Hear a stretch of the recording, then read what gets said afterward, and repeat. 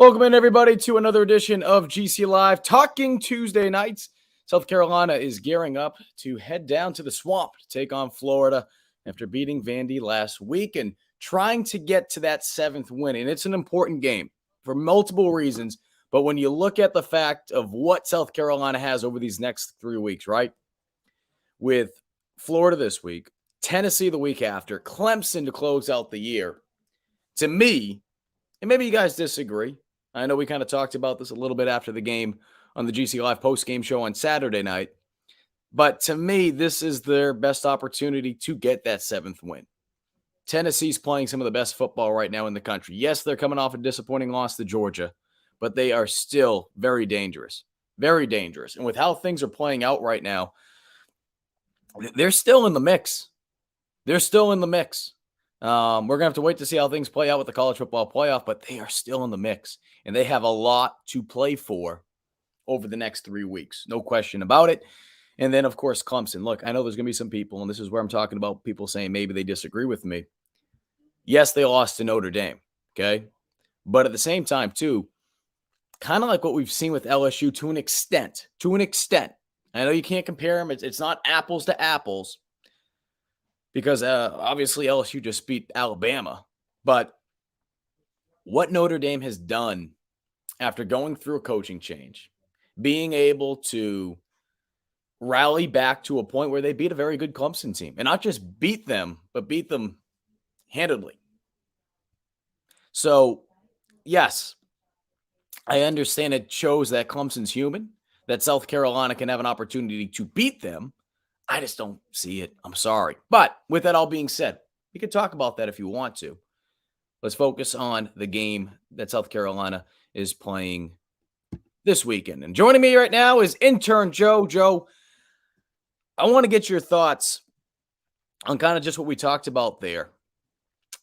3 games to go in the regular season.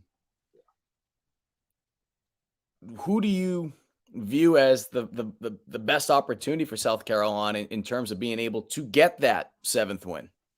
I think Florida's going to be a tougher test than people think this week. Florida's no joke, especially with Anthony Richardson. I mean, the vibe around the building is that Anthony Richardson is going to be a problem on Saturday. So I think Florida's a lot tougher than people think.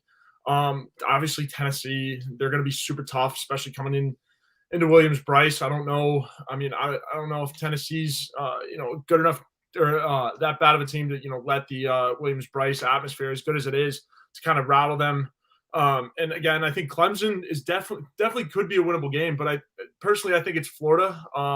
Just because of how strong Clemson and Tennessee have been this year, but also too, like, again, against Notre Dame, like, a lot of people, and myself included, watched that game, and they looked very beatable in South Bend on Saturday night, and they did not look good in terms of stopping the run, and I mean, just defensively too. Notre Dame was able to throw the ball around, which is, unlike it. I mean, Drew Pine is not the greatest quarterback in the world. He's not necessarily a world beater out there. So Notre Dame had success on offense, and I mean, their defense really couldn't stop them. So I think Clemson looks beatable too. I think that game really comes down to stopping the run, and this Gamecock defense has really struggled with that this year. And so I think, if they can stop the run, that game is definitely winnable. But we haven't necessarily seen that yet from this defense in this front seven. So, I think Florida, it comes down to stopping the run.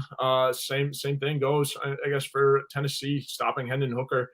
And I think Florida will be a testament kind of to, see how this defense does against a really mobile quarterback. Hendon Hooker's not as mobile. He didn't really use his feet a lot against Georgia, but, he still looks decent in the passing game in terms of, like, because nobody looks good in the passing game against Georgia.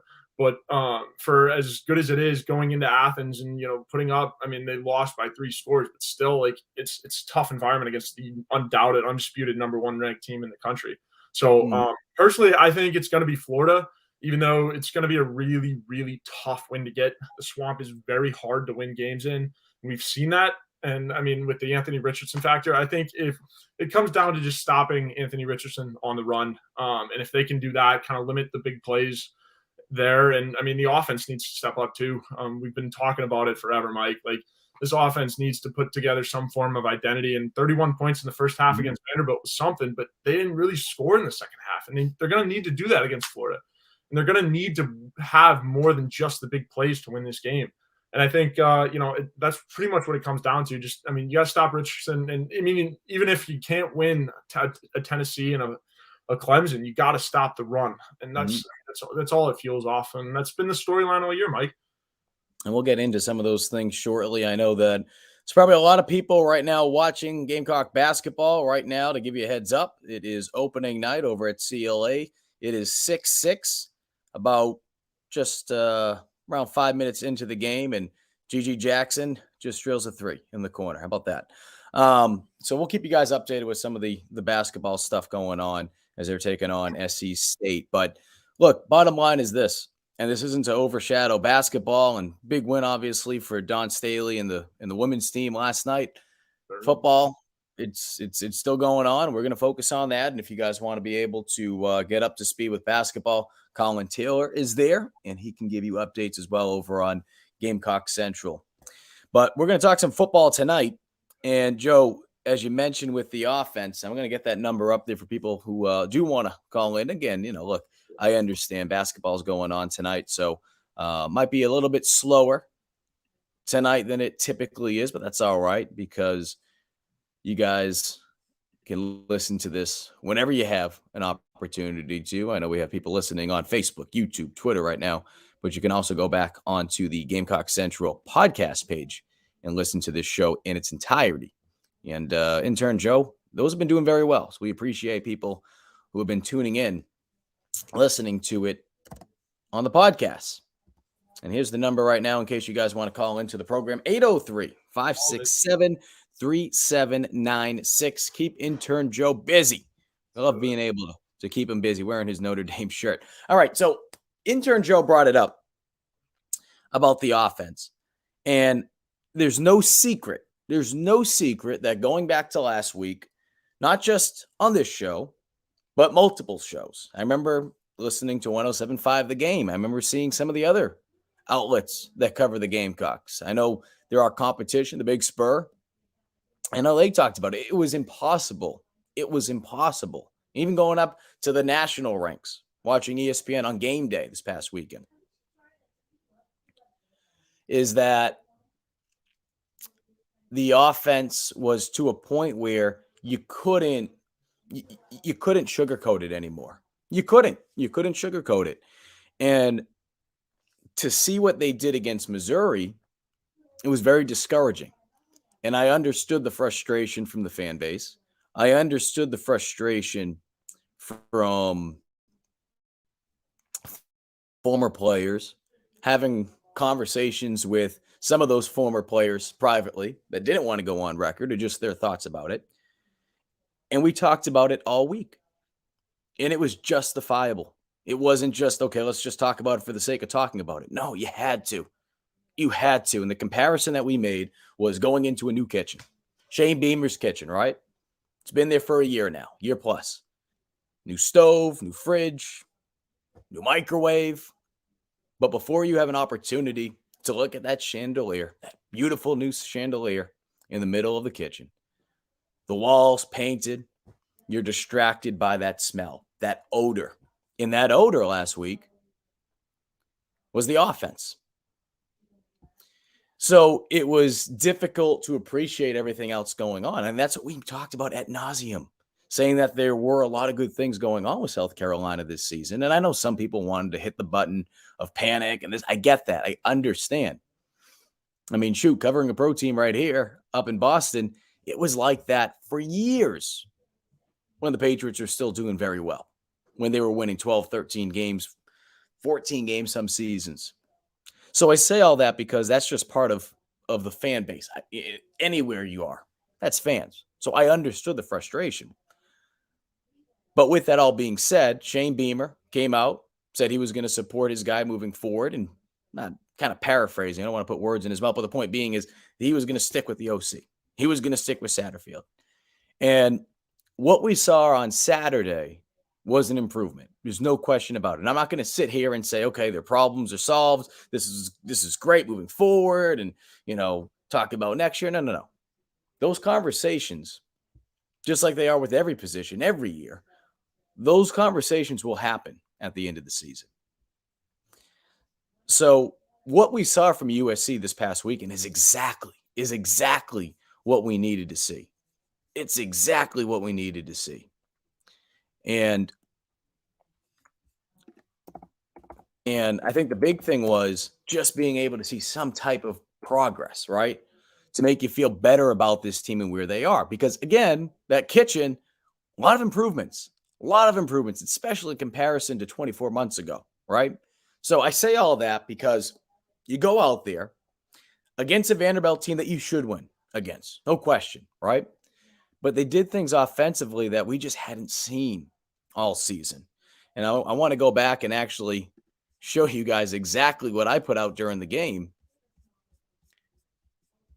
because I think it was just telling, going back to the conversations that had took place all week, right? Whether it be from the fan base, listening to some on 107.5, the game that called in, Gamecock Central on the forum, or on this very program right here last week, listening to you guys, wanting to see Bell more involved, or just seeing some. And this was the message that I put out with a tweet. And I said, less than 7 minutes into the game, both Bell and Joyner have touched the ball.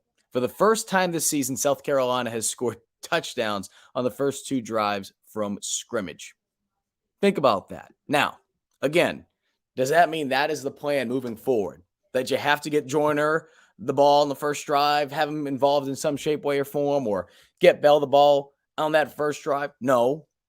And as we talked about last week, yeah, want to see Bell get the ball more. No question.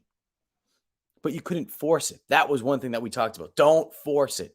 Don't do the, what I call the Dakarrion Joyner, going back to the Muschamp era, where anytime he was on the field, everyone knew what was going to happen. He was going to run it. He was going to run it. Don't force things. They didn't force things last week against Vandy. And as a result, they made a big impact. They made a big impact. Intern Joe just sent this to me. We'll get into this in a little bit, but as information just continues to come out, whether it be the basketball, South Carolina hoops men, they're up 15-7, just under 13 minutes to go in the first quarter. But Clemson has dropped 10 to 10, in the rankings to 10. And intern Joe, I know there's probably some people that are paying attention to that, and if they aren't, once they release that top 4, I'd be interested to see where Tennessee is. So if you can send that over to me, buddy, we will get to that. But again, and Drew, thank you for watching. See what Greg has to say here. Greg says, something I hardly hear anymore. The offensive line sucks. Since 44 has gotten healthy and involved, the line seems better. Greg, we've been talking about this. I'd say even the Georgia game, I know that might sound crazy, because the Georgia game just as a whole, South Carolina's offense just didn't perform well. But protecting Rattler a little bit more in that game, and then you saw the real improvement with the offense over week 4 and week 5 when they played Charlotte and SC State. We saw an improvement from not just the offense, but specifically the offensive line when they went up against a Kentucky team, more so in the second half, but a Kentucky team that going into that game ranked top 20 in the country defensively. A&M, there were some issues with the offense. Got things going in the second half. Offensive line doing a much better job. We know what happened against Missouri, okay? We know what happened against Missouri. And it wasn't just the offensive line, but the offensive line was probably one of their worst games all season, if not one of the worst, going back to the first couple of games of the year when they started off 1-2. But no, I agree. The offensive line has not been the issue this year. It has not been the issue. They're running the football much better. I know that Marshawn Lloyd was banged up, didn't play last week. We'll have to wait and see the impact that he'll have this week if he's able to go. And if he is able to go, what will that look like? What will that look like?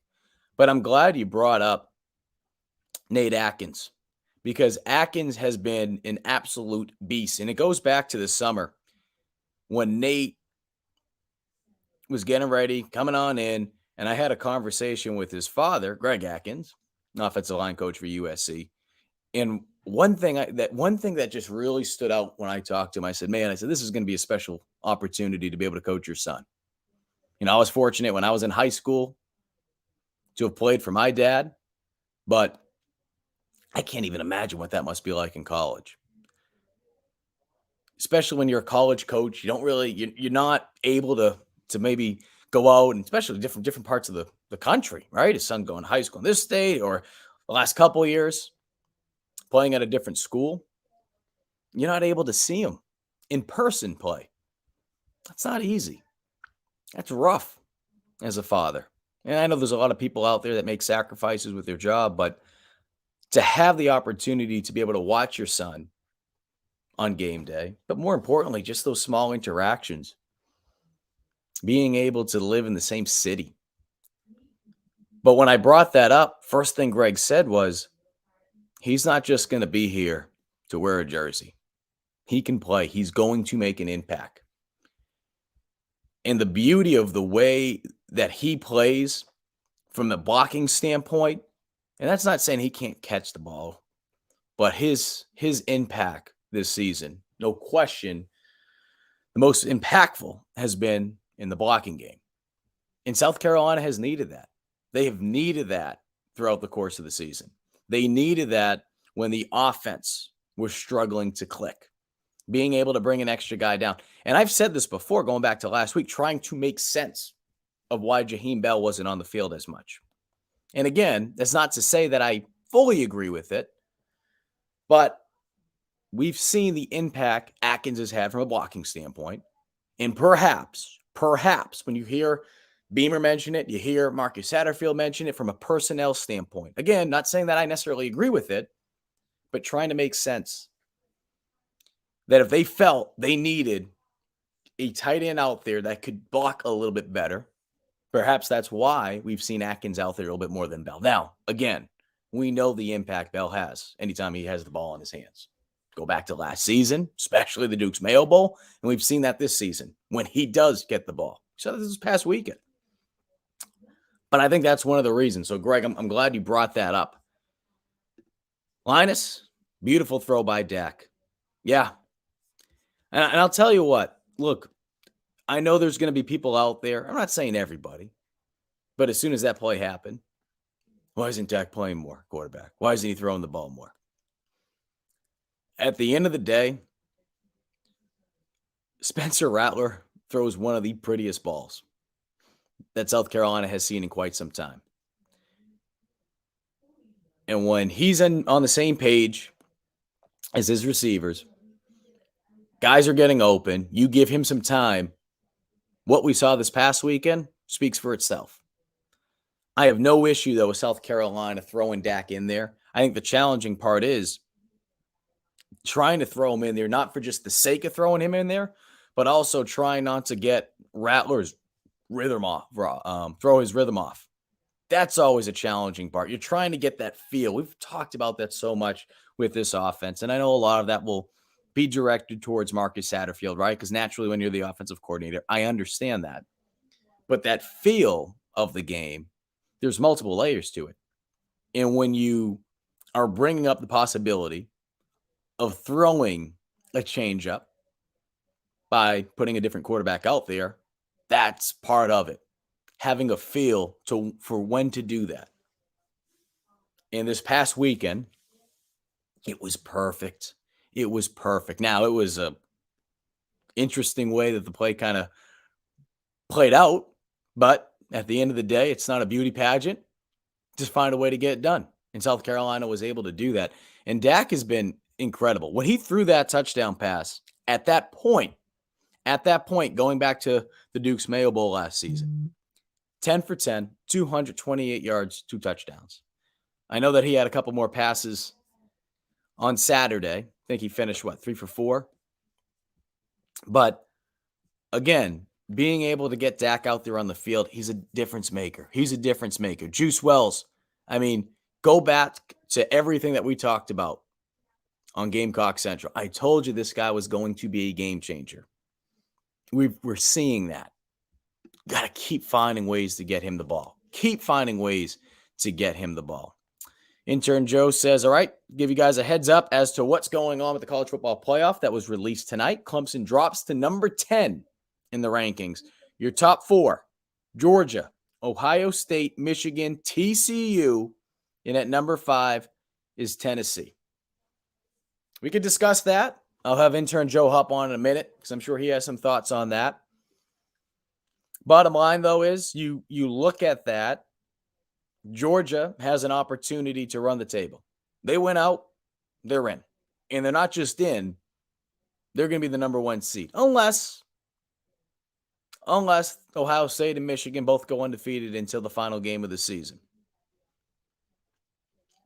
And if that game's close, do we see, and we've seen it before in the SEC, do we see a possibility of both Ohio State and Michigan making it in to the college football playoff?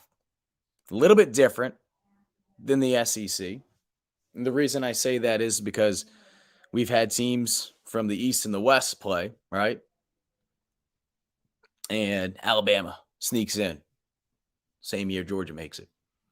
This is a little bit different because Ohio State and Michigan in the Big Ten, they're in the same division as well. So I'm interested to see how that kind of plays out. TCU, there's been a bunch of teams ranked in the Big 12 this year. And I'm not sitting here saying the Big 12 is a sneaky good conference, but I don't know. That resume is not as ugly as maybe the last couple of years in the Big 12. So they have a strong argument to make. And with Tennessee, I mean, look, based on those 5 teams, I would tell you Georgia, Ohio State, Michigan, and Tennessee. I would. I think that win against Alabama is still freaking impressive. Tennessee has to run the table, though, these next 3 weeks. No hiccups. Can't struggle against South Carolina in 2 weeks. Because if there's any struggle by the Vols, TCU runs the table, and some of these, it's going to be tough. I still feel like Ohio State, Michigan, one of those teams not going to be in the top 4. So maybe TCU does sneak in. We'll have to wait and see. Clemson, again, down at 10. Unless something crazy happens, I can't see the Tigers in this year's college football playoff. Looking at a couple more comments. We'll get intern Joe back on with us. Zachary, I like the fact we threw the ball down the field. I feel like they have been lacking that this season. I think the big thing with just working the ball down the field, I think, look, we've been seeing from South Carolina a lot of screens this season. And I think the main reason why is because they've struggled, more so early on in the year, to create separation down the field. And I think the offensive line was still working through some things, and more so with just building a rapport with Rattler. And I think you can look at it more so the other way around. It's the same thing, essentially. But Rattler developing that rapport with the O-line, knowing when to step up in the pocket, knowing when to get out of the pocket. It just seemed like it was all out of whack early on in the year because the timing was just different from what Rattler is accustomed to when he was at Oklahoma. And as the season's gone on, that rapport has developed. It looks better, it looks stronger. And as a result, this past game, especially with the game plan, which I liked a lot. Not saying everything was perfect, but I liked the game plan, which was just get the ball to your playmakers. I think the big thing, though, is continuing to find ways to stretch the field. Stretch the field.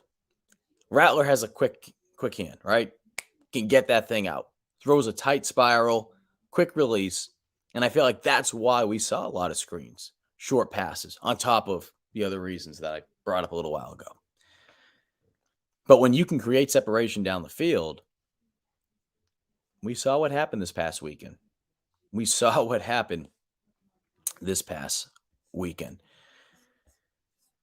Intern Joe, I'm going to have you hop back on. Yeah. We'll get your thoughts on the college football playoff shortly. But just looking back to this past weekend, what were some of the things that stood out to you about the offense and what they were able to do? I mean, offensively, I was a little bit more impressed than I have been in recent weeks. I think the offense looked a little bit more together, a little bit more put together. They looked a little bit more in sync. They were able to connect on a lot of the big plays, and that showed there were a lot more of them than I saw in Vanderbilt than we saw in recent weeks. Now, obviously, there were some complaints again with the play calling. I wasn't too impressed with how they did backed up against their own goal line. But I think overall it was a pretty good game plan. There's still spots in there that you really got to tune up, especially against Florida and against Tennessee, let alone Clemson. But I mean, offensively, I think Spencer, they did a good job of getting Spencer the ball and allowing him to make plays, allowing him to make the throws that he knows he can make, and then allow him to kind of get out of the pocket. Let him do a little bit more with his feet. Let him make a little bit more of the choices, really. And I think that's where he's most comfortable. I mean, he was improvising a little bit at Oklahoma. Lincoln gave him plenty of options to run with his offense, and I think now he's starting to get a little bit more of the options, and Satterfield's letting him play a little bit more, which is doing wonders for his confidence, I think. And also, too, I think they got to run the ball. Missing Marshawn is it's a big thing, and I don't necessarily know if he'll play this week.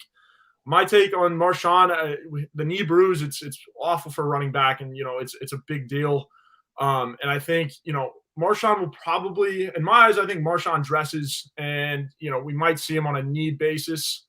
Try to get him as healthy as possible for Tennessee, but I don't know. We'll see. I think against Florida, you have to run the ball no matter who it is, whether it be Juju, whether it be Christian Beal-Smith. Shane was asked today, in terms of like a depth standpoint, that what are you going to do with running back? And he's like, well, we're exploring all options really. Juju's healthy, which is a big thing. He's an SEC caliber running back when he can get outside, get out, and get some confidence going downhill. Not necessarily the back that Marshawn Lloyd is, the big power back that the Gamecocks are used to seeing, and the Kevin Harris type of player. But offensively, I think it's an improvement. Vanderbilt was an improvement. They're taking baby steps, sure, but I mean, it's a step forward is a step forward. I don't think we've really seen a step back since Georgia or Arkansas, really. We've seen general progression through and through, and I mean, obviously, Mizzou wasn't pretty. They couldn't really do much offensively, and Missouri has a really, really good defense. That defensive coordinator that Eli Drinkwitz hired has been a absolute, lottery ticket for them. Like, he's been insane and really helped that program and helped Drinkwitz kind of keep his job, really. But Mike, I think offensively they're making baby steps, and that's really all that matters. And Florida, they're going to need to take a massive step if they want to win this game. And as we take a look, Joe, at that college football playoff ranking that you mentioned, the reason I want to bring this up, I understand South Carolina is not in it, but the reason why I want to bring it up is because they have two teams that they are playing over the next 3 weeks who are in the top 10. And with Clemson and Tennessee, especially Tennessee, but we just don't know how things are going to play out these next couple weeks. I don't see Clemson sneaking back in to the college football playoff, but again, you never know. I mean, Ohio State, Michigan, if they run the table and they have to play each other at the end of the year, if it's a blowout, right? If Tennessee loses another game, right? And so there's ways where Clemson can sneak back in, maybe to number 6. Right? I don't know if they get higher than that to finish out the regular season. But the point being is they have a reason to play, right? And it's not saying that they didn't have one before. Of course they did. But now, if they want to have any type of hope, and playing in the ACC championship game will help them because they'll have an extra game, they have to run the table. Absolutely. And Mike, I think absolutely. I mean, I think, Clemson, again, if Clemson wants to get in, there needs to be absolute chaos. I think TCU kind of controls their own destiny. They've got Texas this weekend. Baylor's no joke either. Looking at it here, I mean, so they've got Texas, Baylor, and Iowa State left. Those are all really, really tough games. So if TCU, they're the back half, these last 3 games are going to prove if they're a playoff team or not. And Ohio State and Michigan, that always comes down to them playing each other. I personally think it'll be one or the other, no matter how that game goes. That's always the Big Ten. That's always going to be the Big Ten representative in the playoff. And I mean, UGA's look like world beaters this year. They also control their own destiny. It's pretty much play like Georgia, and they should be just fine. And again, I think looking at the teams that are like just outside, like Tennessee, like they will most likely get in if they win out, and their schedule going forth. I mean, they've got South Carolina, they've got Missouri, they've got Vanderbilt, all winnable games for sure for them. So they also, it's like Georgia. They can't really screw up. They can't really trip on their own feet, and they should be in a really good position to make the playoff. I do think there will be two SEC teams that will make the playoff because of the Ohio State and Michigan thing, and also TCU. I don't necessarily think they can get through all three of those games, but I mean, it's up to them really. And looking at Tennessee at 5, I think they get in. Oregon makes a really good case. They also have to finish down the stretch, but again, I think Tennessee they have to finish out. They have to win. And South Carolina, if South Carolina gives them a game, it'll also raise a lot of questions on their validity in terms of because if Oregon makes a really good run, if LSU runs the table and happens to win, or by any means makes the SEC championship game a game, right? Like so, if Tennessee struggles and Joe, let people know where LSU is because they're a team that people should keep an eye on. LSU's at 7, and then so the back half of the top 10, it's Tennessee, Oregon, LSU, Southern Cal, Bama, and then Clemson for the top 10. LSU is going to be an interesting team. Again, I don't want to get too carried away with talking about other teams here. The reason why I wanted to mention Tennessee and obviously Clemson is just because South Carolina needs to play those two teams. Tennessee, they don't have any wiggle room. But LSU, I mean, look, again, a team at the beginning of the season, not exactly the same, but we talked about how Notre Dame went through growing pains. LSU missed extra point from being a team that should have another win. And if they do, I mean, they're probably tonight in the top 4. But they went out.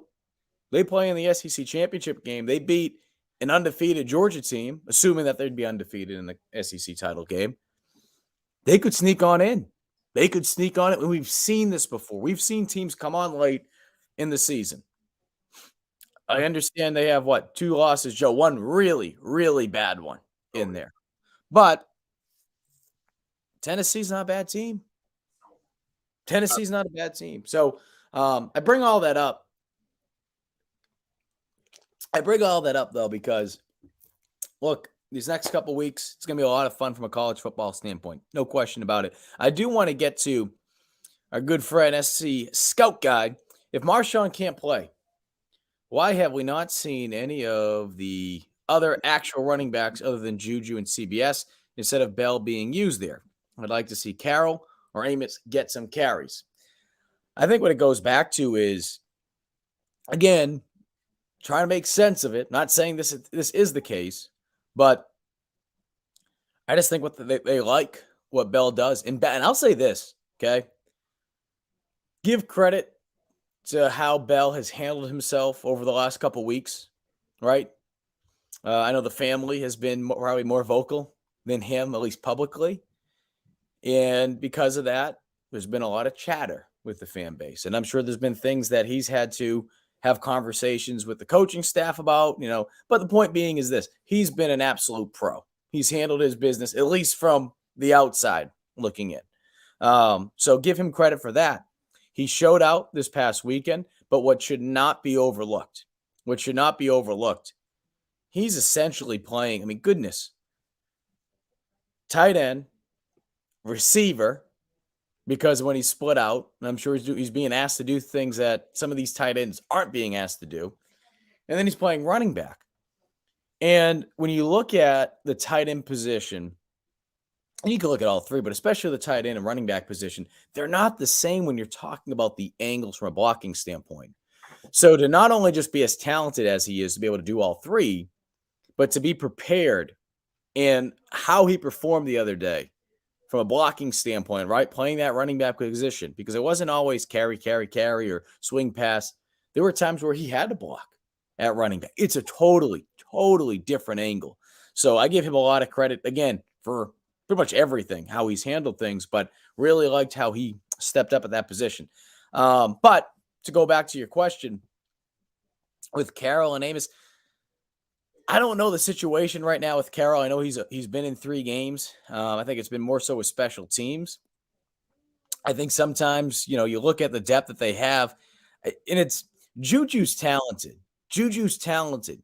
Are they using him the right way? And when I say the right way, what are his strengths? We saw him do some special things last year. And that's not to say he's not doing special things this year, but the running back room it's a little different this year. It's a little different, right? Especially when Marshawn's out there. He kind of gets buried there. And when CBS, of course, is healthy, just finding ways to use him. I'd like to see Amos out there a little bit more. And that's not a shot against Carroll by any means, but I thought he did a lot of good things in the spring game to the point that made me say, wow, okay, we know about Juju. We have seen CBS and what he did at Wake Forest. Got a little taste of it in the spring game, more so with short yardage situations than anything else. And then Marshawn, it was just a matter of, okay, is he going to be healthy enough to do the things that we've been waiting to see him do since arriving here because of his unfortunate injury a week in to preseason camp his freshman year? So I say all those things because I was like, man, I'm interested to see Amos out there. Personally, if I had to pick between the two, I'd like to see at least a little bit more Amos. Do I think that's going to be the case? Maybe not. And I think one of the reasons why is because if they feel like they're struggling to get multiple weapons on the field, right? You heard Shane Beamer mention this last week at last week's press conference. Okay, you have Juice, you have Bell, you have this, you have Brown. You're trying to be able to get all those guys on the field at once by putting Jaheim at running back, especially if you feel like he can get it done from a blocking standpoint with those angles at running back. If you feel like he can do that by putting him out there, now you have a dynamic running back out there. Now you have someone that can go out, make catches. He can do things out in the flat, right? Because a lot of those angles, bubble passes, screen passes, short passes, a lot of it is similar to what he'd be doing from a tight end standpoint. He can run the football. So I feel like, that's probably why we're seeing Bell out there, because they're trying to find ways to be able to use and utilize the weapons that they have. And we saw that last week. Again, going back to some of the things that we were talking about before, how they got Jaheim Bell more involved early, how Dak was out there throwing a touchdown pass. CBS had a rushing touchdown. And then, of course, Josh Fan had a touchdown too. And then that goes without saying with what Juice Wells has done all year. So I bring these things up because I feel like they're trying to still figure out how to maximize the talent that they have. And I'm sick and tired. I'm sick and tired of people saying, oh, they don't have the talent. No one is saying, okay, no one is saying that they have SEC East title talent. No, okay? The national reporters that don't cover this team, if they're saying stuff like that, they're not paying attention. They're not paying attention, okay? It's so freaking easy to look at something and be like, well, okay, I'm telling you right now, that's not the issue with this team. Can they be better at certain positions? Certainly. The depth at wide receiver this year in comparison to a year ago, it's not even the same. It's not even the same. It's nowhere close to it, okay? So they have the talent. They have the talent. And we saw from this past week, from an offensive standpoint, and it still wasn't pretty consistently, okay? Too many penalties, too many missed opportunities still, but they capitalized on a lot more than we've seen over the last couple of weeks. Intern Joe, I know you probably have some thoughts on that. I do want to try to get to some of these questions because I'm falling behind just a little bit. All good. But yeah, I mean, personally, out of the running back room, like I like the Carroll point. I think Lavassier Carroll is going to be a really, really good running back for South Carolina down the road. I don't necessarily know if he's the option right now. I like your Amos take. I think, he's, I guess, the next guy up. Today, I don't know anything about CBS's injury, but today he was in the facility with a walking boot, and I'm sure that's just precautionary. I'm sure he'll play at Florida. I think he and Juju will be the guys, but I think Amos is the next guy up. I think Lavassier Carroll's just kind of I think he's earned a red shirt. Correct me if I'm wrong, Yep. but Lavassier Carroll will be the guy down the road. I think he'll be a really, really good running back for South Carolina just in the future, and he's just got to learn, practice, kind of get his reps up. Yeah, and look, he did redshirt over at Georgia last season. He's appeared in 3 games, and I think that the thing is just that they have so many talented guys at running back. They really do. I mean, it goes without saying. Okay, Marshawn Lloyd. Again, that goes without saying. When Christian Beal-Smith is healthy, as we saw from him this past week, especially that huge 52-yard run where he just kept his feet chopping and he did some good things. We saw that. Juju, when he's able to get things going, when they use him, again, the right way. And when I say what is the right way, I think we're still trying to figure that out. I think we're still trying to figure that out. It goes back to last season. I think that's why I say that, because it was just more explosive plays with Juju, it felt like. And I think that, with this offense, because of the inconsistencies at times, what we saw, of course, against Missouri, there's been this struggle to really find that identity. I think the identity is a team that wants to be able to run the football, but we've also seen at times getting away from the run, and we've seen how it's kind of just deflated them, for a lack of a better phrase. So I just bring that up because I think they're still trying to figure some things out. Terrence, I know you mentioned about, possibly seeing Dak and Luke. Look, I don't rule it out this weekend. I don't rule it out this weekend that we could see some more Dak, possibly some Luke. I think the interesting thing is with this Gamecock team is that, again, when you look at these next 3 games, I feel like Florida is their best bet to get that 7th win. I think Tennessee is going to be extremely difficult. I think it's going to be even harder now with them losing to Georgia. And I can't see it right now against Clemson. I just can't. I know some people are going to get their hopes up after seeing them lose against Notre Dame. While Clemson's offense has gone through its own issues this year, and there could be a possibility that Jeff Scott makes a return to Clemson in the future after being fired this past weekend at USF after a disappointing 3-year stretch over there, only had 4 wins. I bring that up because their defense is still very talented. And with the inconsistencies throughout the season with South Carolina's offense, I can't sit here and say, okay, I can see them not just going out there and beating Clemson, but going up against that defense at Memorial Stadium on the road. I can't see that right now. But there's still 2 weeks before that. They have an opportunity again, and I think that's what everyone wants to be able to see this week, Joe, is that they want to see what they were able to build upon last week against Vanderbilt and be able to carry that over down to Gainesville. They want to be able to see that good come out early on. They want to be able to see South Carolina utilize the weapons that we were talking about, getting Josh Vann involved in the game more, being able to get Jaheim Bell the ball, Juice Wells continuing to feed him. You have a lot of talented guys. This is what I'm talking about. They have a lot of talented guys. And I'm not one of those people that feel like, oh, they have too much talent. That's the issue. Come on. That's not the issue. Okay. When you're getting paid X amount of dollars, that is your job to find a way to get a piece of the ingredients.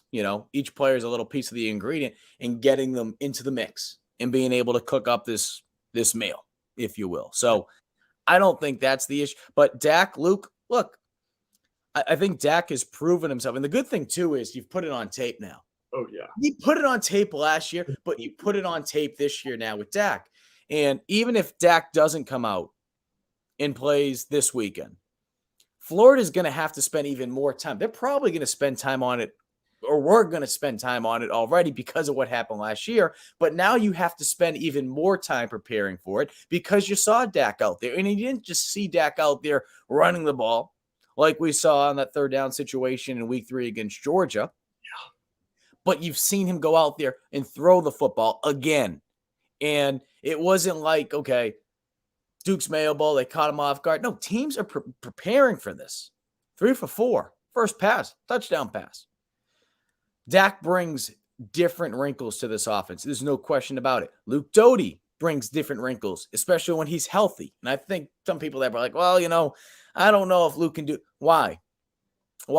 Because his freshman year, when it was an absolute circus, when the head coach was being fired, and you had Bobo out there and they didn't know what the heck they were going to do. They had one freaking receiver that could constantly get open, and that was Shi Smith. And kind of like a youth basketball player who's not that good with his left hand, once you took away his right as a dribbler, they couldn't do anything with their left. Once you took away Shi Smith, South Carolina couldn't do anything in the passing game. Yes, Kevin Harris was talented. Yes, he led the SEC in rushing yards with over 1,000 that season. But the issue with South Carolina in that 2020 season was that they didn't have depth at wide receiver. They didn't have guys getting open once you took out Shi Smith. So I'm not going to put that on Doty. Last season, he gets hurt. Should have played last season. He fought through it after having that foot injury. Okay? That foot injury, though, he comes back. He's not the same guy. He's not the same guy when he isn't able to be mobile, when he's not able to use his feet. So, look, we haven't seen him take meaningful snaps this season. But I from based on what I've been told from him in practice, he's not thinking about that injury. And we've talked about that before with Marshawn Lloyd, with the ACL injury. And sometimes when athletes come back, especially with lower body injuries, you're thinking about it. You're thinking about it, and it can throw off the way you play. So I bring that up because if Joyner was thrown into the mix, if Doty was thrown into the mix, I feel like we'd get a lot out of him. I really do. I'm not saying, okay, get the Heisman Trophy ready. No.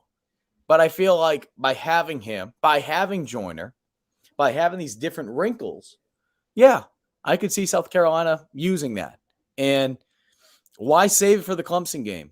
If you feel like it can help you this week, do it. Just like this past week. If you feel like it could help you against Vanderbilt, you're going to do it. And that's exactly what they did, Joe. And as a result, Jordan is able to throw a touchdown pass. The momentum early on was in South Carolina's favor. And as we've mentioned before, add another one in the Beamer era against FBS teams when South Carolina is leading after the first quarter.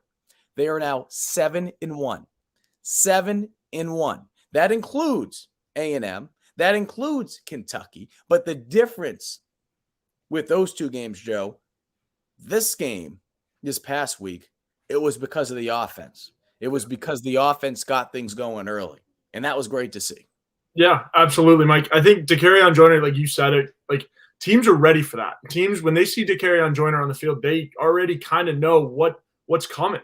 I mean, they showed last year kind of what Dakereon Joyner is all about, what, his entire skill package really. And I'm not saying he's a one-dimensional player by any means, but he definitely helps out the offense. And Spencer Rattler is the quarterback. He had one of the highest QBRs in all of the Power 5 last week.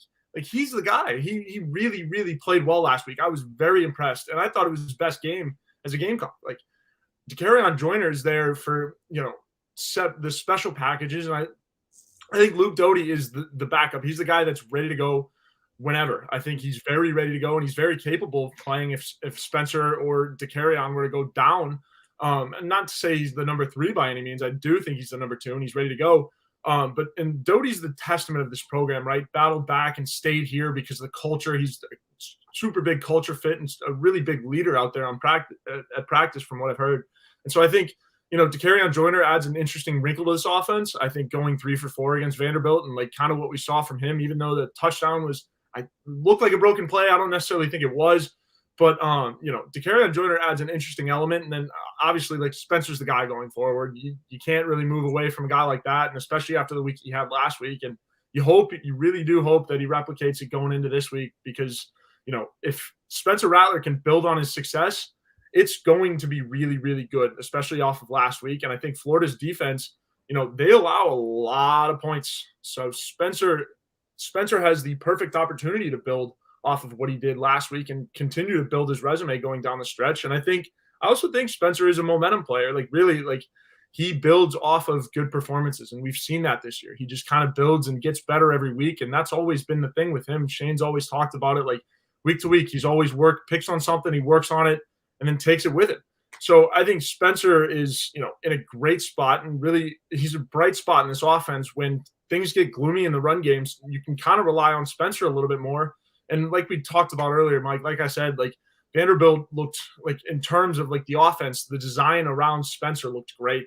I think, they were letting him make more decisions, which was such a big deal. And that's why he had such a good game. And that's why he looked as good as he did, because the offense was designed around him and they let Spencer play a little bit more. And I think that's why he was successful at Oklahoma. And I think that's why he's having success here. Let's get to our ads.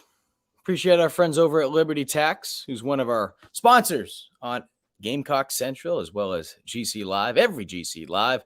Overcome taxiety by giving Liberty Tax a call at 803-462-5576. Intern Joe, you're becoming a big boy, man. One day you're not going to be called Intern Joe anymore. You're just going to be called Joe. And I know you're going to have to be doing your your taxes a little bit more. So give them a call, as well as everyone else out there that wants to overcome their taxiety. Today's show is also brought to you by our good friend Clint Hammond, who's been a long-time supporter of not just GC Live, but Gamecock Central as well. They do an outstanding job over at the Mortgage Network. Trying to be able to buy a home right now, it is an absolute circus. Those rates are going up, but you know what? Clint can help you out. He helped out former Gamecock quarterback Perry Orth, who spoke very highly of Clint. Give him a call at 803-576-4450, and Clint will be able to help you out. He'll make the process much easier. So appreciate Liberty Tax as well as Clint Hammond over at the Mortgage Network. Want to be able to look at some of these comments that people have been sending in. Big Red mentioned, and I popped up some of these, but I want to get into them a little bit more. And just real quickly, too, before we get to Big Red's question, South Carolina men's basketball currently leads by 3 points at the half, taking on SC State in the season opener, the beginning of the Lamont Paris era. And not just the Lamont Paris era, but G.G. Jackson. He has 7 points right now. 3 for 9 from the field, made his lone three-pointer. 4 rebounds as well. But look, I'm sure there's some nerves out there. But yeah, South Carolina right now leading by 3 at the half. And look, SC State, good God. It's been musical cheers over there since Murray Garvin was not brought back. 3 head coaches in the last 3 years for the Bulldogs. And I'm a big fan of SC State and develop a relationship with some of the coaches over there and players. And I hate for basketball that they're going through this. And I give a lot of credit to the guys that have stuck around. That is not easy. 3 coaches in 3 years. So the fact that they are making this a game, they're coming out only down by 3 at the half. I don't care that South Carolina has a new coach. And no, I mean, that's impressive. So give the boys from Orangeburg a lot of credit. But Big Red says, I know we have depth at the skill positions. Are we holding back some to save red shirts? Well, yes. I mean, there's no question. Landon Sampson is the first one that comes to mind. Do we see him at some point this season? I'm not ruling it out, knowing that you do have an opportunity to play guys up to 4 games now and still maintain that year of eligibility. If we were to see that, though, I think that would be the bowl game. Maybe a special teams player too. I don't know, and I'm not just speaking just about Landon Sampson in this case, but we could see some guys out there maybe playing some special teams. But there's going to be some guys that, yeah, they're going to maintain their year of eligibility. It's, you look at a guy, and this one goes without saying, but a guy like Corey Rucker, like, okay, obviously he's just had surgery, but there's going to be some guys that you have to make some tough decisions about. And this goes back to a conversation I had with Pete Lembo back at South Carolina's Media Day back on August 4th, day before preseason camp. And that question was, well, how do you decipher that? How do you decipher when you have a guy that might be playing on special teams, but he's not playing as much on defense? Is it worth it? And he said, that's exactly where a lot of these conversations start. How much are they playing at their position, right? Offense, defense. Does it make sense to burn a year of eligibility if they're just doing that? South Carolina defensively, and Joe, I know you were there today. Beamer mentioned it today. You didn't need him to mention it though. They are banged up on defense. They've been banged up all season. They're trying to get healthy again. And it feels like every time they have an opportunity just to catch their breath to just get a little bit healthier, there's another injury that happens. And I know they're not the only team that goes through injuries, right? I mean, it happens, especially this deep into the season. Every team is battling some type of injury with a handful of guys. And not just injuries, but guys that are just banged up in general. Every player that has been playing meaningful snaps at this point of the year, they're banged up in some shape, way, or form. Yeah. But I bring that up because, yeah, you might see some guys who they've been trying to maintain that eligibility. And when you look at it now, okay, making this up, I'll use Landon Sampson, for example. He's an easy one to use. Yeah. Landon hasn't played at all this season. There are 3 regular season games left. There is a bowl game left now that you know you're going to be playing in. That's 4 games. You could see some guys play out the stretch that have not played 1 snap this season, and you still would be able to maintain their eligibility. Does that mean we're going to see Landon Sampson out there the 4 final games of the year? I'm not saying that's going to be the case, but what I'm trying to get at is they have that at their disposal right now. They could take advantage of that. And if you really want popsicle headaches, go back, find out, okay, how many plays has this guy played in? Okay, he's played in 2 games early in the year, hasn't played in over a month. Okay. And if that's the case, if they do want to maintain eligibility for some of these guys, and they have played in, making this up, 2 games, 3 games, if they haven't played in a month or 2, I wouldn't be surprised to see some of those guys play in the bowl game. Because to these coaches, once you're at that point, it's not saying that the bowl game's not important, but you're starting to look ahead to next season, depending on the bowl game you're playing in, right? If you're playing in, and I'm not trying to get people upset here, because hopefully it's not. You're playing in the Birmingham Bowl. That's a little bit different than playing in the whatever the heck the new Outback Bowl is down in Tampa. I can't keep up with half these freaking sponsors now in these bowl games, but you guys know what I'm talking about, down in Tampa. It's a little bit different, right? So I think it's going to be interesting to see how South Carolina, number one, how they go about managing their roster over these next couple weeks, knowing, again, that there are guys that have not appeared in a game this season, and they will have the opportunity to appear in all these games here on out. 4 games left, including that bowl game. And they're going to be all right from an eligibility standpoint if they want to be able to maintain that redshirt year. But again, how do they go about that? And how do they figure out some of the injuries that they've had on the defensive side? We've seen, obviously, injuries on offense too. We don't know what's going to happen with Marshawn. But defensively, Joe, they have been banged up. So I hope that helps out a little bit, Big Red. Don't know if you have anything to add to that, Joe. Yeah, I mean, Darius Rush talked about it today, and I was very impressed with Darius Rush's presser. He's a testament to what kind of man he is and whatnot. But I mean, Darius Rush talked about it a little bit today. He said, "Yeah, we've been banged up, but we have all the faith in the world in all these guys stepping up." And he mentioned Nick Eamon-Warry as being one of those guys. I don't think this coaching staff had any plans of redshirting Nick Eamon-Warry this year. Because Nick Eamon-Warry is as talented as it gets for a true freshman in the SEC. Like, we've seen that. Everyone knows that. But I mean, guys like just Stone Blanton, you might have seen red shirt, and I'm not sure his red shirt eligibility left or whatnot. But I mean, they're banged up, and the linebacker position has taken a beating this year, Mike, an absolute beating this year.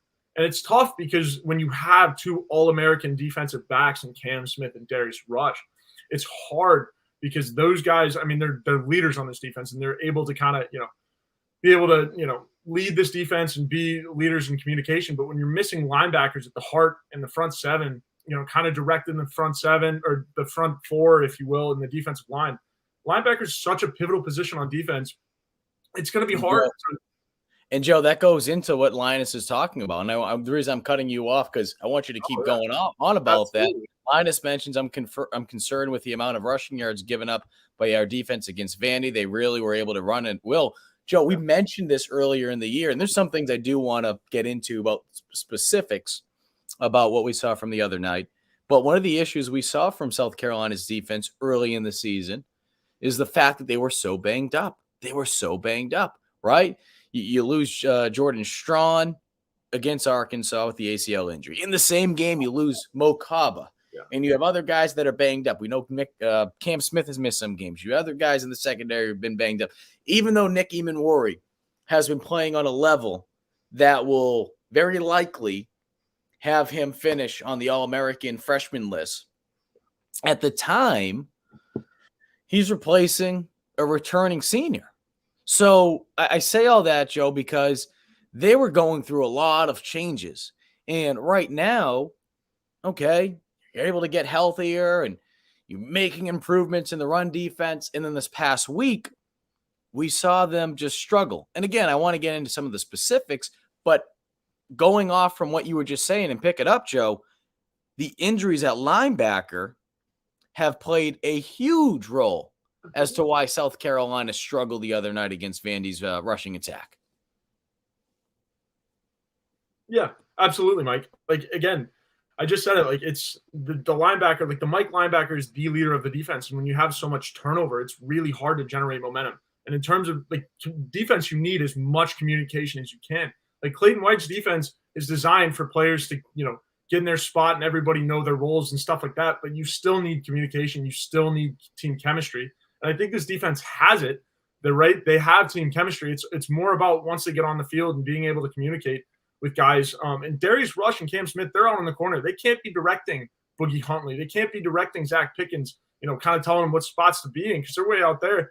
And again, Mike, we've been talking about it. It's the linebacker position. It's taken such a beating, and that's why we're seeing the run defense be as poor as it is. And it doesn't necessarily fall on Boogie Huntley or Zach Pickens or Jordan Birch. Like, yes, we've seen some poor performances out of those guys, but they've also been able to pick it up and turn it around too. That defensive line group, we've seen a lot of back and forth, and I'd credit that a lot to Zach Pickens being able to step up and say like, hey, we got to fix some things. And we've seen that. Like, this defensive line has really stepped up when they needed to. And when they have a bad week, the next week they come back and have a better week. And I think against Florida, I think this defensive line is really going to need to play well in terms of containing Anthony Richardson. Like, it's going to be so pivotal.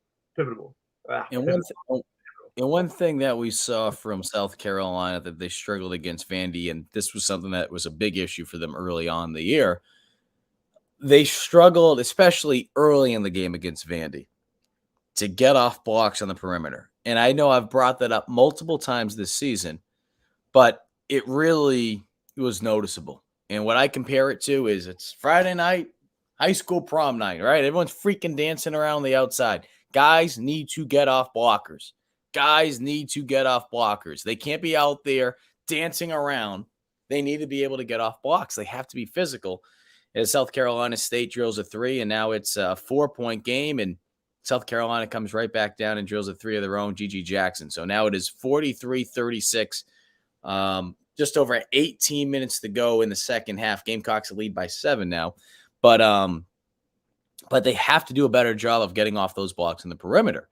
And when you have injuries, not just at the linebacker position, but you have injuries on the defensive line, there's going to be times where the defense is not either going to be in the right position pre-snap or they're not fitting their gaps the right way. And I don't want to go too technical here, but the bottom line is, right, to use a cliche saying, do your 111th, right? There's 11 guys on the defense. Do your 111th. If a linebacker, especially with some of these younger guys that are going out there or some of the guys that don't have as much experience because they're so banged up, if they're not going to the spot that they're supposed to, right, on defending the run, they're not fitting their gap assignment, it's going to throw everything off. And it's real easy. I'm not trying to take the blame off some of the performance by the defensive line this season because I'm not sitting here saying that they've been perfect by any means. But sometimes what you'll see is, and I'll use like Zach Pickens, Huntley, whatever, they're doing their 111th. But because the linebacker is not fitting the run gap properly, what it looks like on tape to the naked eye, what it looks like to to the fans watching at home, it looks like someone on the the defensive line screwed up. Yep. So I bring all these things up because they all work together. And when that's already an issue, right? Again, guy's not filling his gap. What happens? It might get spilled out to the outside, might bounce out to the outside. And if you're struggling to get off blocks on the perimeter, it's going to make things even more difficult. So again, this is trying to show you what's been going on from a defensive standpoint, and some of the issues South Carolina has gone through.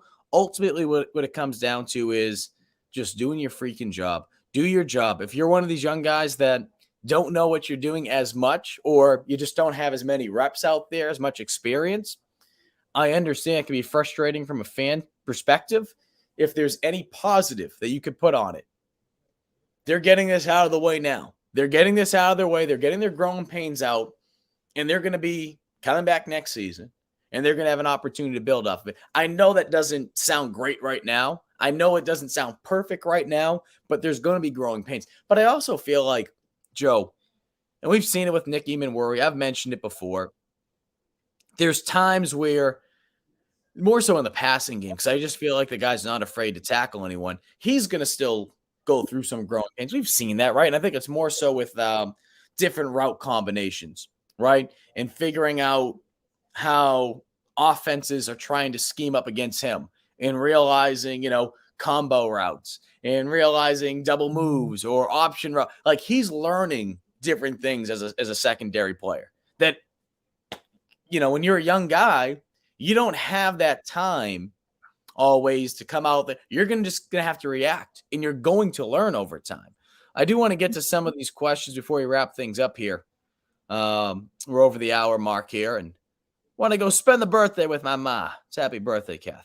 Happy birthday to you. Let me see. Can anyone tell us how fast Debo is?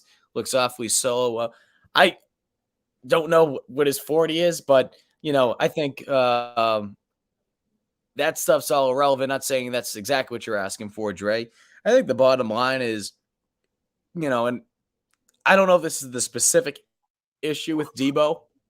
I think what we're seeing right now, I think some guys are just trying to do a little too much because there are younger players out there. There's guys that are getting more playing time because other players are banged up. And I feel like we're seeing guys more so at that linebacker position, some of the defensive linemen trying to do just a little bit too much, right?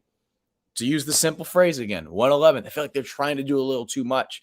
And because of that, when you do that, you're going to look a little bit slower out there. You're trying just to do too much. Just do your freaking job.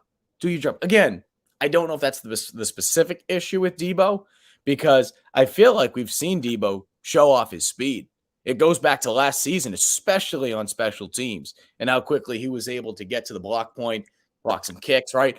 I don't think that's the issue. I think it's more so in between the ears and just not going out there sometimes and doing exactly, hey, that's the 111th.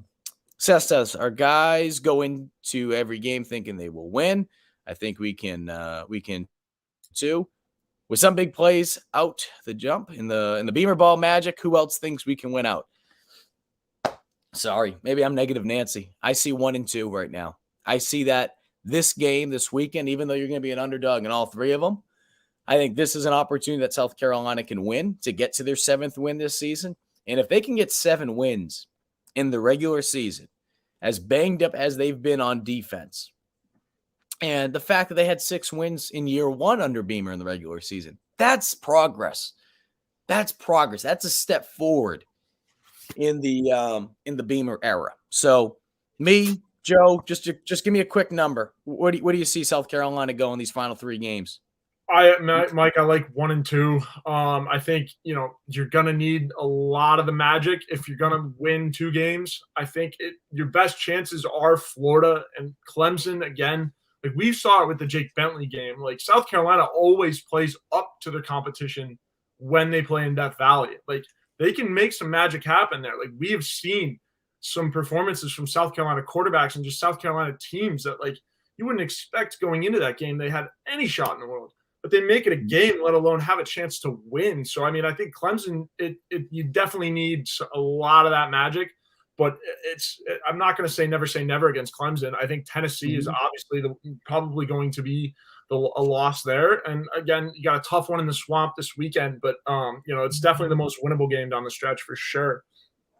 If South Carolina can do what they did from an offensive standpoint against Vandy early against Florida, it makes me say, okay, it wasn't just a fluke last week. Yeah. Right. And it's not, and I'm not trying to take anything away from the offense, but I mean, it's tough. It's tough to look at this offense each week and assume anything anymore, right? Assume that they will be able to come out there and do what they did the week prior. And I think that's the frustrating part because, again, we've named the players. We went down the list as to who got the ball early in that game or guys that were making impactful plays for South Carolina in the first half. They have the talent to do it, but can you do it again this week? And if they can, okay. Now we're talking a little bit. Now we're talking. Tennessee's defense, especially their passing defense, which I know the passing game hasn't been necessarily consistent for South Carolina, but the pass defense for Tennessee is one of the worst in the country. I know that they were going into the Georgia game ranked 5th worst for pass defense. I'll pull it up right now to see what the update is for pass defense. Bring up Michi Johnson. I saw the comment. Michi Johnson just went down. He walked off, though, thankfully. Men's basketball to give people a heads up. Yeah, basketball. Looked all right, walked off the floor, and then they're up. South Carolina is leading SC State 47-39. Gigi has 12 points, 5 for 11, I believe I saw. Mm-hmm. So that's the story over there at Colonial Life, and obviously you wish the best for Michi because he's going to be a big piece of this team going forward. Appreciate that, Joe. And Gamecock Central's own Colin Taylor is there covering the game, so be sure to check out GC for updates right now, but also after the game. And hear comments from some of the players as well as Lamont Paris. Yeah, Tennessee right now, they're still ranked 127th in the country. That is 5th worst. And it's kind of crazy when you look at this. So, Joe, of those 5 teams right now, of those 5 teams that are towards the bottom, Ohio, the Bobcats, they're the worst. Then you have Vandy, which South Carolina took advantage of. They didn't throw for 200 yards. They did. As a team, they did. Yeah. With Joyner throwing out there, I kind of forgot about those yards too. Just think about Rattler throwing for about 180. But yeah, Vandy. Then you have Arkansas. How about that? 3 teams, 3 worst pass defense teams. 2 of them are SEC teams. That's insane to me. Wow. And then you have Cal, and then you have Tennessee. So of the 5, 3 SEC teams, and then Charlotte, just throwing that out there since South Carolina played them early on in the year. But Tennessee's allowing just under 300 yards passing a game. Yeah. So, I'm not saying that Tennessee's, okay, hey, this is how South Carolina, they're going to beat them but they have their flaws. We saw that certainly this past weekend against Georgia. But with that all being said, what it comes down to is 2 big things. 1, being consistent on offense. 2, stopping the freaking run. Stop the freaking run. That's what it comes down to. I want to see SC Scout guy talk about Johnson. We just mentioned this down on the floor in pain. Yep. I'll just give one last update on basketball. They are currently leading SC State by 10, 51-41. I believe there's 15 minutes to go now. They just went to commercial break. Yep. Looks like it's under control there. Should be under control there. Just get the ball to Gigi. Let him work. All right. Well, that's going to do it here for us for GC Live Talking Tuesday nights. Appreciate you guys tuning in. I think we might have a special guest next week. I think we might have one. I'll keep you guys posted on that. Going to work on getting a very special one. If not next week, hopefully the week after. But I think, look, bottom line is this. You have to go down to the Swamp. You have to take that fan base out early. And I think the interesting thing for South Carolina is it's been quite some time. number one, that they've gone down to the swamp and won. I believe it was 2014, Joe. Could be off with that. I think it's 2014. Yeah. But the fact that you have the opportunity to beat them in back-to-back years, which also is something that may be around that same mark. So, again, we're talking about South Carolina trying to make progress and show, okay, this is what we've done, going back to last season with recruiting and this and that, to beat a team like Florida, who also went through a coaching change this past offseason, right? So you have a team that's doing something or trying to replicate what you did last year. And the East, as we're seeing with Tennessee, Georgia, of course, it's not an easy division. I know people, the SEC West. I get that. I get it. The East it's getting better. It's getting better. So I think, look, bottom line is this. If you want to be able to point to, okay, hey, this is the things that we're doing in South Carolina. This is what's going on, right? We appreciate that, Linus. You need to take advantage of opportunities like that. How many times have we been freaking saying that this year, right? You're a ranked team going up against Missouri. Take advantage of it. Laid an egg. Kentucky. Yeah, you beat them. You beat them. You need to continue to do stuff like that. You have an opportunity. Beat Kentucky. They did that. Okay? Which South Carolina team are we going to see this week? That's the $1 million question. That is the $1 million. Which South Carolina team will we see this weekend?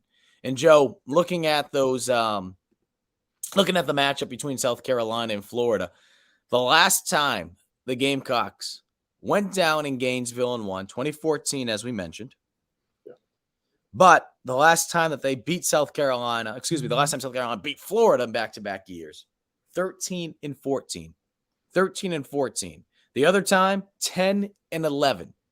So, and then you could go back to the they didn't play back-to-back years, 36 and 39, okay? But the last time that you beat South Carolina in back-to-back years, it's only happened twice. It's only happened twice. And again, no disrespect to the huge 1936 win, 7-0, and the 1939 win, 6-0. But back-to-back years, and those games weren't even, they were both in Columbia. You've only done it twice. You've only done it twice where you've beat the Gators, who they've dominated this series against you. 29 wins to 10, 3 ties. This is a huge opportunity. Huge opportunity. Joe, appreciate you being with us. Absolutely. Well, check one more comment from our guy, SC Scout Guy, because he is a loyal listener. We appreciate you, buddy. He says, my secret hope is that we find a way to beat UF and then against Tennessee or Clemson, that Spencer has the Heisman type game we all hoped he would be able to have when we knock them off. Bottom line is this, and you said it, you got to beat Florida this week for multiple reasons, but you got to beat Florida this week and get things going with the offense again, okay? Get things going with the offense. We saw some of that Lembo magic, okay? No disrespect to Beamer ball. I feel like you got to call it Lembo ball. I feel like you got to call it Lembo ball. Lembo has done a phenomenal job. He has been worth every penny. And look, there's some really talented coaches on that staff. Justin Stepp in particular, Clayton White. We can just go down the list. But Beamer's best hire was Pete Lembo. It's hard to dispute that. He should be named to the Broyles award list, best assistant coach in the country. He should win that award, in my opinion, for what he's doing. Appreciate you guys watching tonight. Get yourself some sleep. Basketball games going on. If you guys want to check that out, SEC Network, Joe, right? Not the Plus, correct? Yeah, I believe. Yeah, SEC Network. And then shout out, happy birthday, Miss Eula. Appreciate Absolutely. that. Happy Not birthday. sure how I feel about you saying that. It doesn't kind of comes across a little creepy, intern Joe, but the heart's in the right place. That's all that matters. Appreciate you guys tuning in tonight. Intern Joe, get the hell out of here. Everyone have yourself a good Tuesday night. Enjoy the game this weekend. We will catch you guys after the game on the GC Live post-game show. If you missed Mixing a Water yesterday with former Gamecock receiver Michael Flint, We talked about the offense much more, gave his perspective on it, also talked about some of the issues he's seen with the secondary getting off those blocks and what they can do a little bit differently, bringing a receiver's perspective into it as someone that had to go out and block guys on the perimeter. And this weekend, Perry Orth will be back with us after the game. So again, we'll see you guys Saturday night on the GC Live post-game show.